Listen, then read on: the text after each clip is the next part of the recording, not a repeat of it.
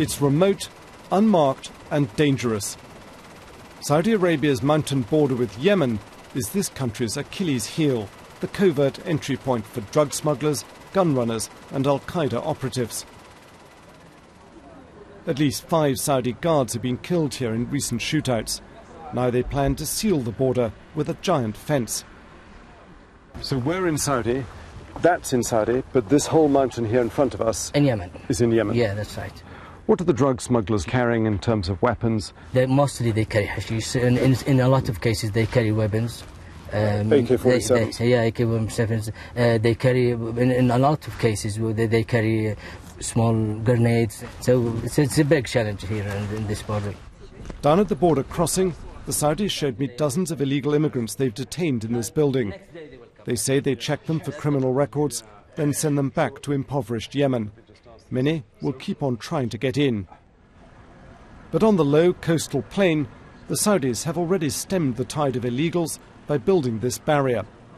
This border fence with Yemen is soon going to stretch all the way from the Red Sea in the west to the borders of Oman in the east. And the Saudis are very preoccupied with security.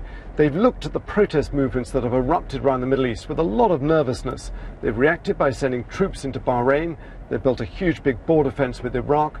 They've sent weapons to Syria.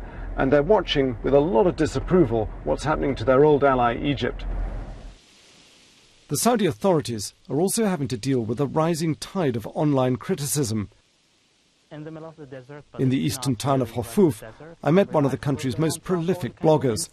He says the government can only buy people's support for so long. It might look as if Saudi Arabia is not affected by the Arab Spring, but people who live here feel that there have been an effect, and the government also feels it.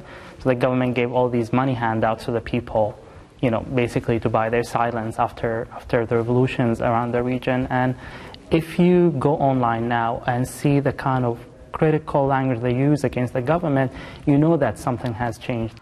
For now, the Saudi regime survives. Undemocratic and with a poor human rights record, yet still enjoying a loyalty to the aging king. But as youth unemployment swells and a new generation comes to the throne, that may not always be the case. Frank Gardner, BBC News, Saudi Arabia.